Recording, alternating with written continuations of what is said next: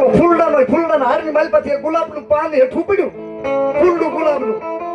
રામજીભાઈ સમજી ગયા મારી મેલડીનો આશીર્વાદ મળ્યો એ લઈ અને દવાખાને પાછા આવે અને પછી દીજે શાહ સાહેબને એટલું કીધું સાહેબ તમે તમારી મહેનત કરો. સાહેબે કીધું ફરીવાર એને MRI કરાવવું છે. સાહેબ જે કરાવો એ કરાવો. મને વિશ્વાસ છે કે દુનિયાની મહિપા કાકા ખૂટે, કુટુંબ ખૂટે, મામાના મોહાલ ખૂટે, પણ મને એક ભરોસો છે કે કાળિયા ભીડની મેલડી નો ખૂટે. મને મારી ભીડ વાળી ના ખૂટે, મને મારી માં નો. સાહેબ તેમ મહેનત કરો, ભલે મારો દીકરો મરી જાય.